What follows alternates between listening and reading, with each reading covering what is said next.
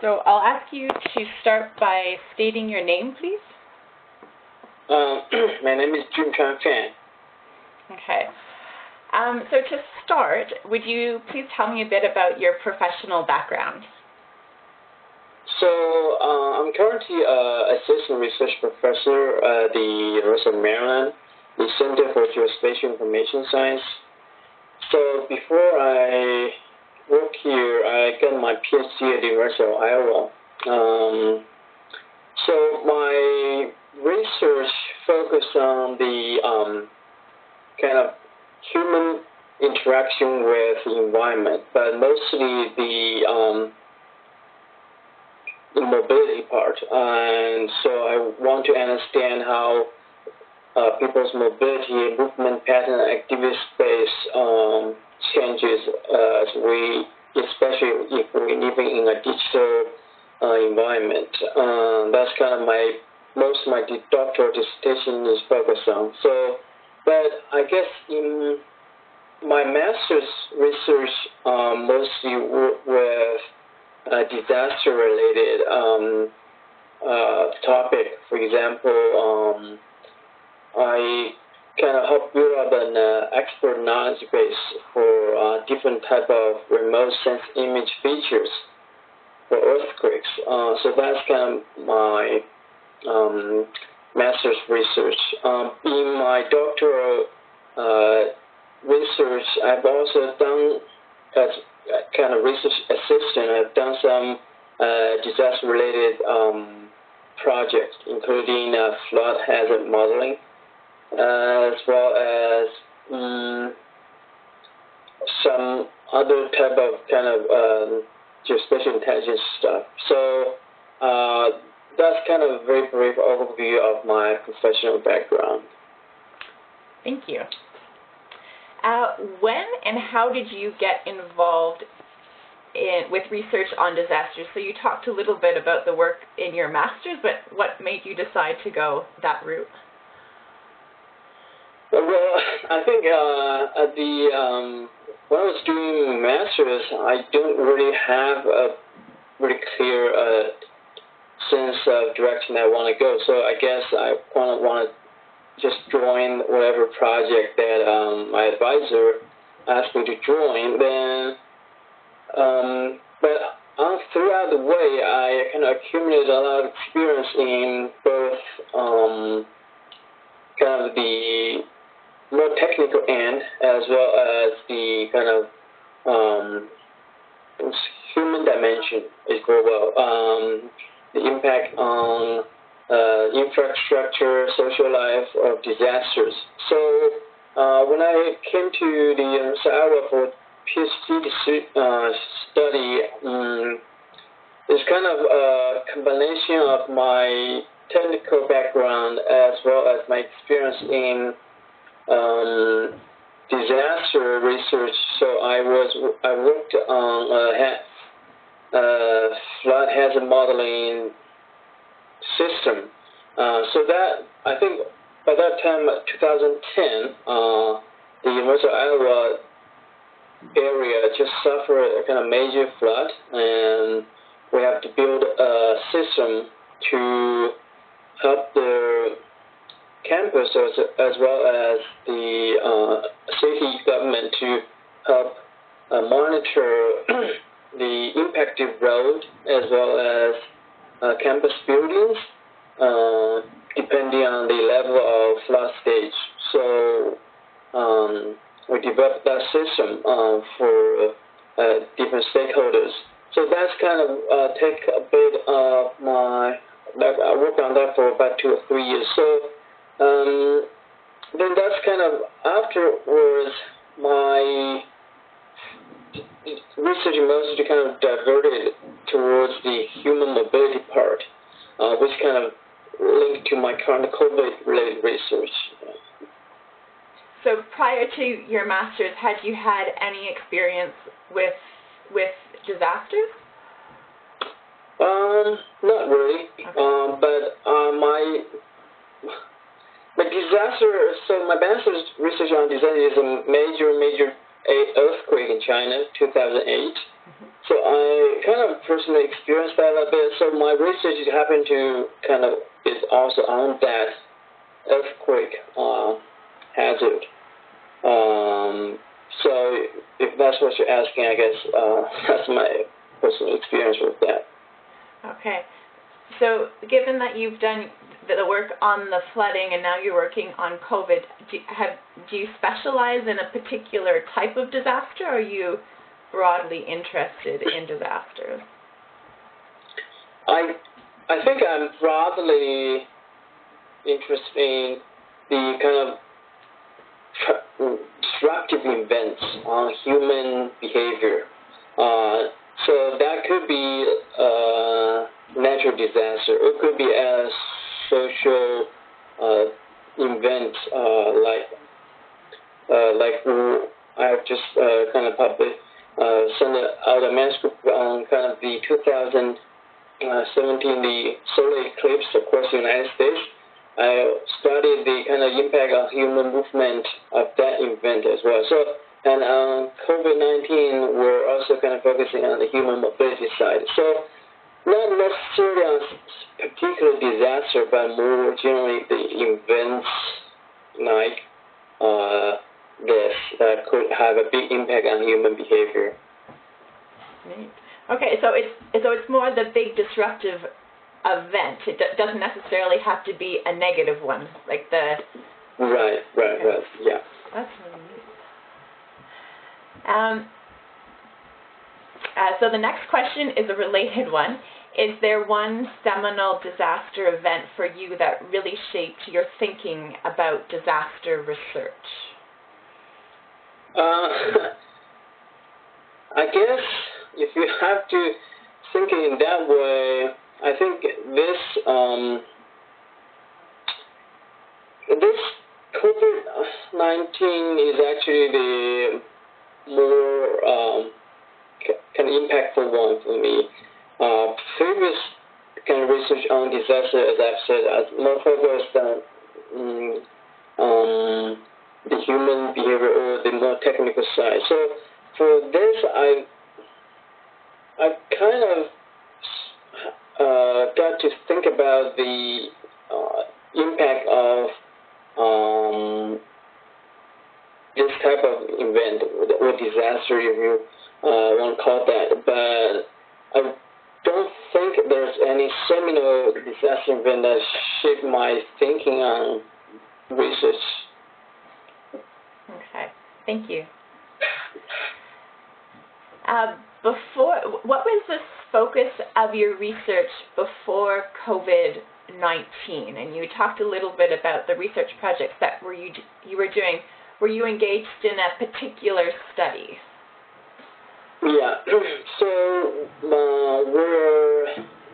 I think I mentioned a little bit. I mostly focused on the human mobility pattern modeling. Human activity space is human interaction with urban environment in digital society. So I mostly work on big spatial temporal data mining for GPS data or social media data that can help us to uncover patterns that traditional data source cannot provide. So it's kind of the focus is on the human movement and trajectory mining side. Okay. And then your work had focused mainly in the United States or globally or in a particular region of the world? Mostly in United States. But some of the research projects that I've been involved in are for Maryland, and as well as like states like Florida.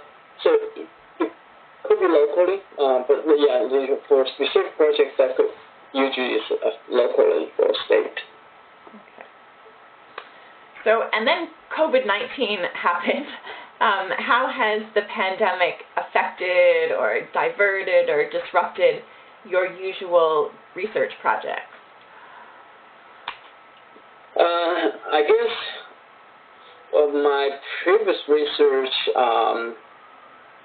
kind of gave me a good opportunity to just send in a proposal to NSF to study the impact of COVID-19 on human mobility. It's kind of a very good, actually, opportunity for research like this, because usually we would want to wait for a specific disruptive event to understand how people respond to events like that, or what's the potential ramification for certain events. Now we have COVID-19, the impact is like global, and so we kind of a very big spatial temporal context for this study. And so we utilize our previous views on human mobility research and kind of seamlessly integrate that with the COVID-19 impact part. But in terms of my ongoing research, there are still some projects that kind of was ongoing before COVID-19, but that mostly have been winding down or put on hold because some of the funding sources got either delayed or discontinued. So all of the effort or energy has been kind of diverted towards COVID-19 related research. Okay. Yeah.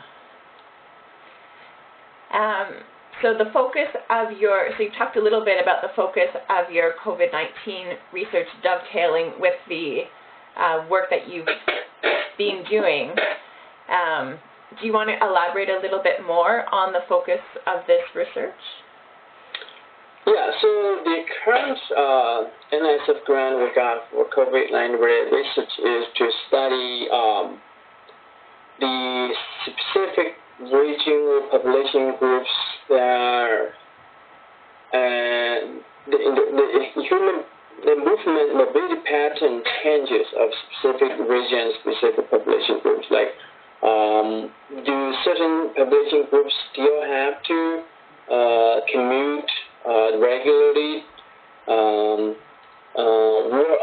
What population group or regions are have these most significant changes in terms of their mobility due to the COVID-19?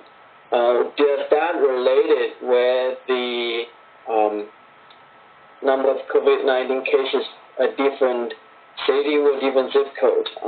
Because our hypothesis is that because of people's social demographic status, they might have to continue working or interact with people, so that could be a factor in the spread of COVID-19 cases. And we are trying to look into this through the mobility pattern. How are you able to parse out the different groups with your data collection?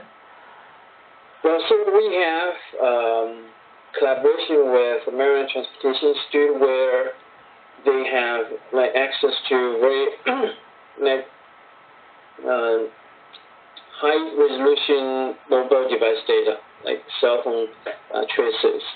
So that actually helps us to understand where the specific devices, where the activity space for that activity device is, and we can infer the social demographic status for that specific device. So that's how we kind of link the social demographic information with the mobility. Wow, that's neat. What are your goals for your COVID-19 study? What are you hoping to accomplish? Well, I guess the goal would be, of course, I think the first goal is to kind of better understand, the first one is understand the different extent of impact of this COVID-19 pandemic on different population groups, and what are the discrepancies in terms of its impact, and could that help future decision making in terms of how to mitigate the disaster like this. On the other hand, I think we're kind of more interested in the data itself, because nowadays we have a lot of data sources that are captured by different devices, and we want to use this opportunity as well to study how well that different mobile device data capture human behavior and human mobility pattern, and what are the potential pros and cons, and what do we need to augment a data source like this in order for future more quick decision making, because we know that data is readily available, but we still have a kind of shaky understanding of the robustness of the data and the spatial temporal biases of this data. So that's also kind of another goal of this research. Okay. So the way that you're doing, so for example, how do you expect your findings to be used and by whom? Well, I think if we find out some patterns that are really unexpected, we want this be incorporated into the city or state government decision-making process. For example, we found out the potential cause for outbreak in a certain region is because a certain type of workers, they have to kind of move around a notch, and that could be spreading the viruses. So is there any other way we could put more effort for the in these daily practices, or we can reduce the density of interaction in this region among the groups. So I guess the users for research could be very wide, but the goal for the knowledge is to help prevent and mitigate the spread of the virus. Okay. Good. Next question is, are there any particular concepts or theories that are guiding your COVID-19 research? That's a good question. So I guess in terms of human movement activities-based study, the theory we kind of fall back on is kind of a time geography theory of people's movement in space kind of being constrained by a prism of space and time, and we also kind of look into the mobility, the mathematical model of human mobility in terms of the kind of the distribution of how frequently they visit different places and what are the distances, like the distribution of distances of their daily or regular trips.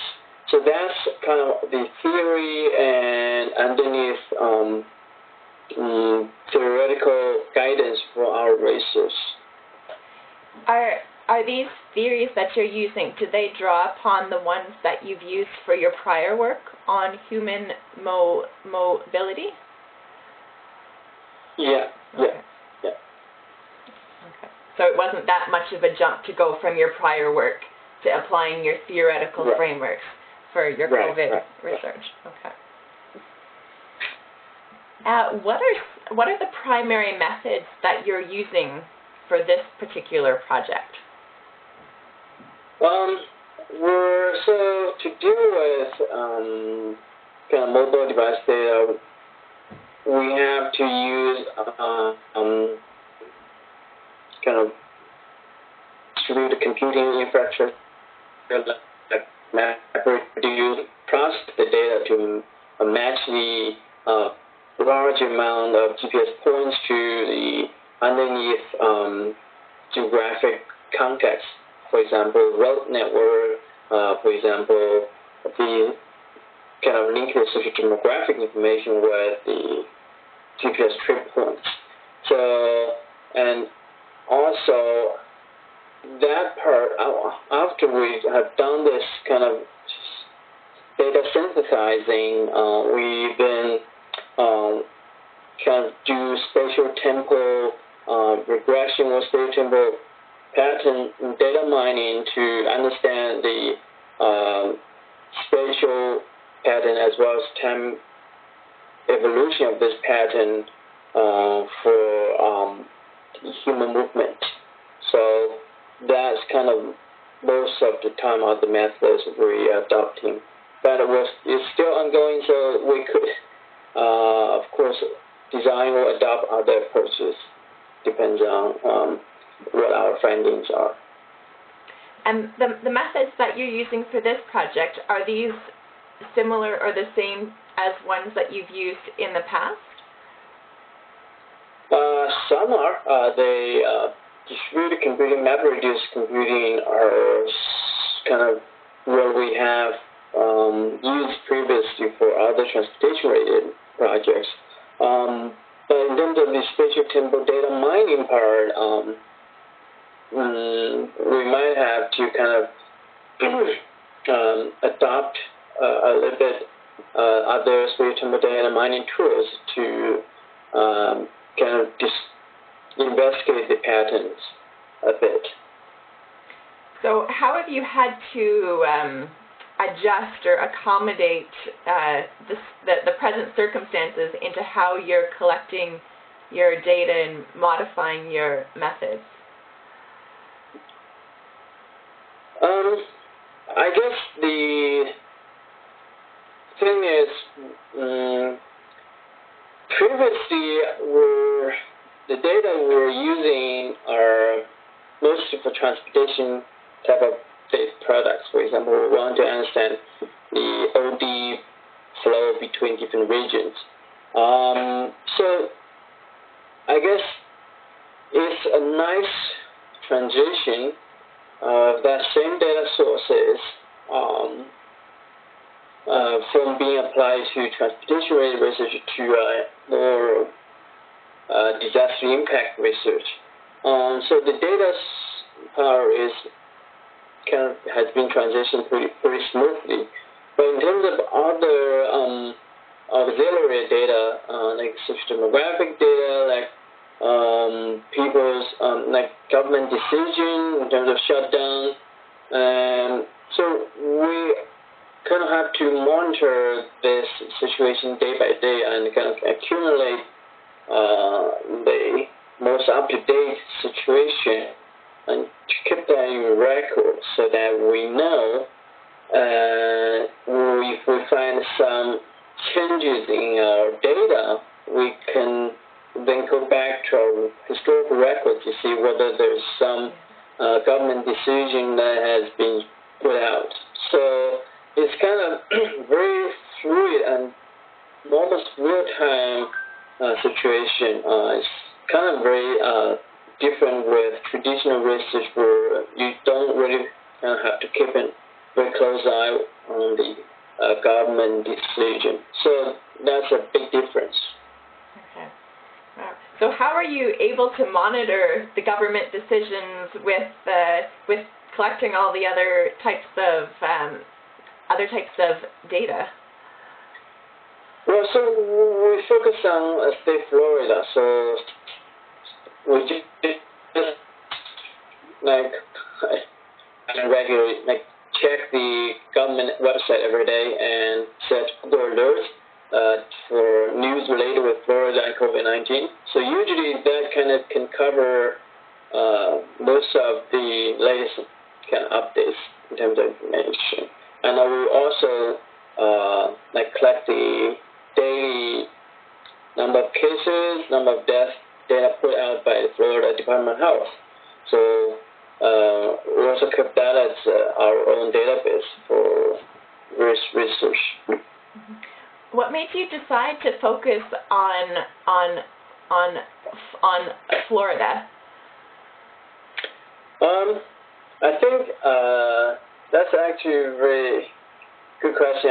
We're writing our proposal. We don't want. First of all, we want to pick one state. We don't want to do a national study. That would be too much.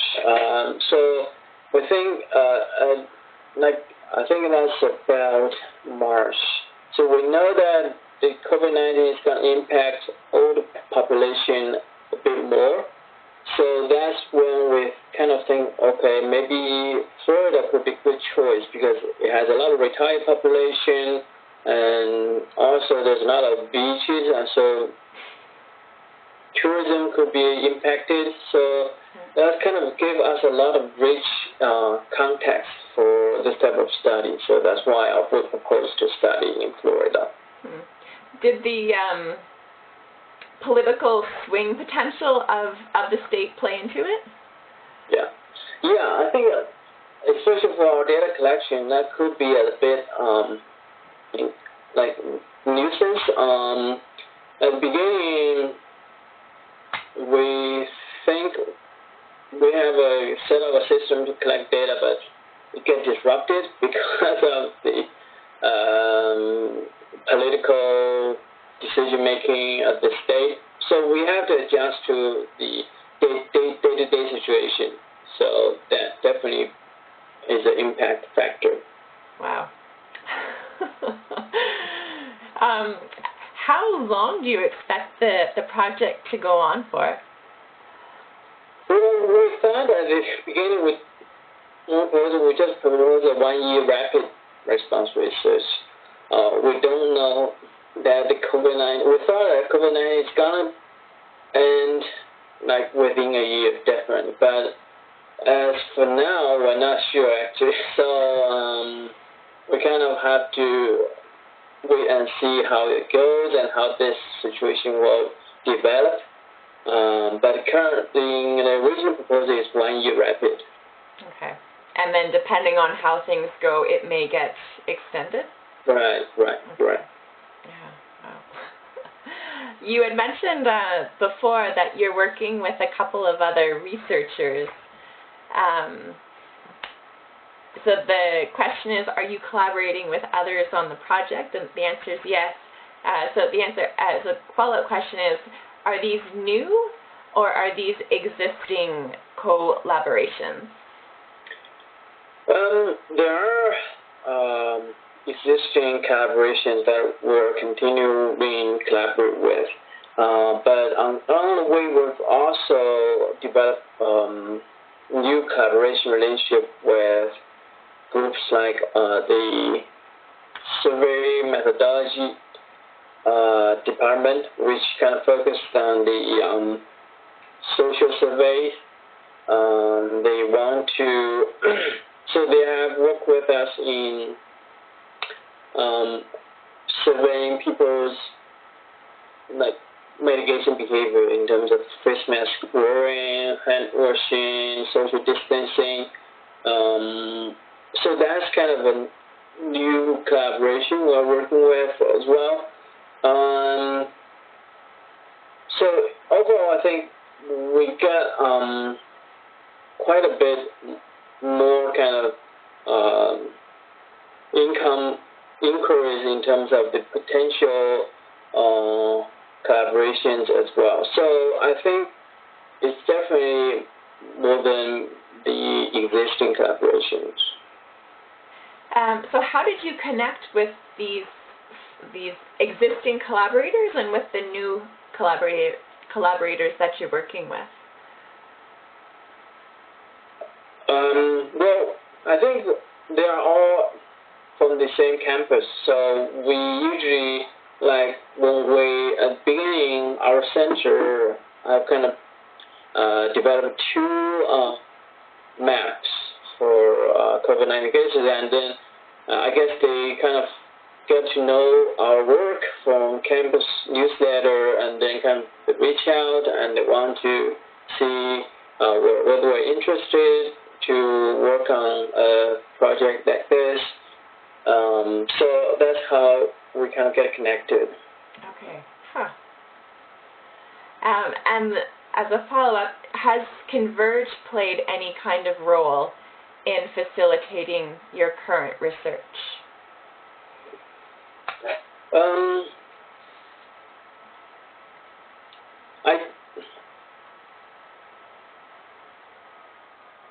I don't. I really haven't thought about this, but overall, I think we are in the College of Behavioral and Social Science, and our collaborators are from engineering, and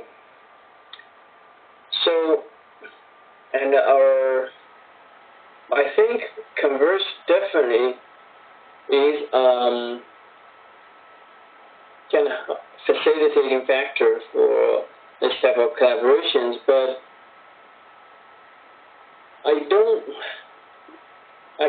cannot really articulate the specifics on that either. So I guess I don't have a good answer for that. Okay, perfect. What do you anticipate to be the primary challenges associated with conducting your COVID-19 research? Or if you've already started experiencing challenges, what are they? Well, I guess the challenge is always that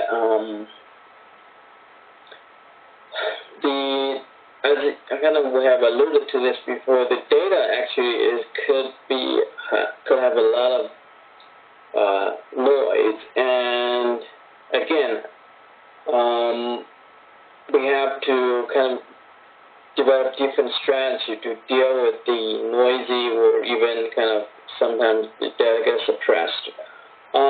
That's one aspect. The other aspect is that the data source we use for human mobility study, like the mobile device data, that could have some implication of privacy issue. So we have to be very careful on that front as well. When we are kind of acquiring the data, we have to really be elaborate or kind of specific in terms of what the task we're going to do with the data sources. We cannot violate in any ways the data use agreement. So that could be another factor. I think the third one would be just kind of the general impact of this pandemic on daily lives, and it's kind of the workflow of day-to-day collaborations. They are all different. So that kind of the three aspects that I think are the challenges for the research. When you're talking about the day-to-day impacts, are you referring to the people in Florida, or are you referring to the research team, or both?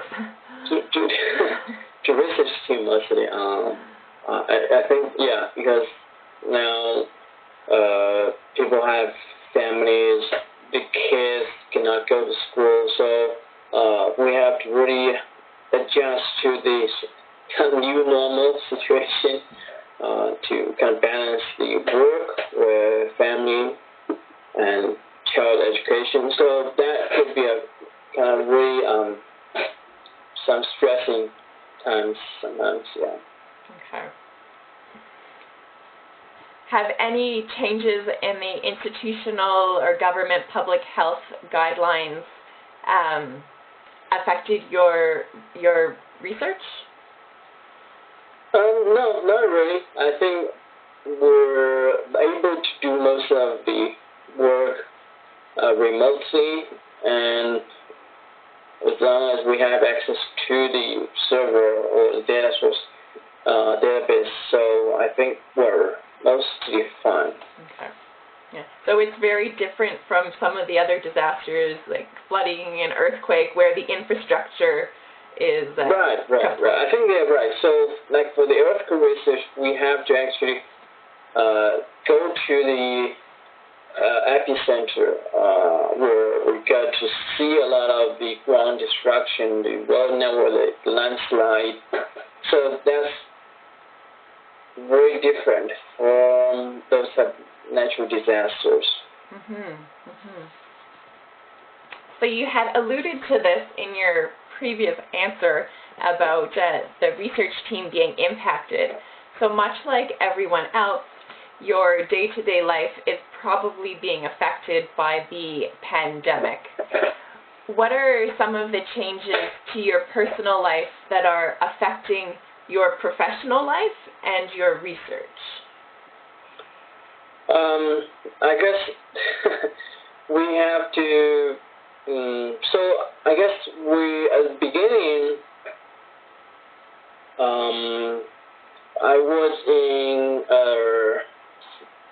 kind of a job hunting part. So I'm just getting out of my postdoc. I'm ready to get into the AP or other kind of new phase of my career. And then, of course, this has kind of totally disrupted the process.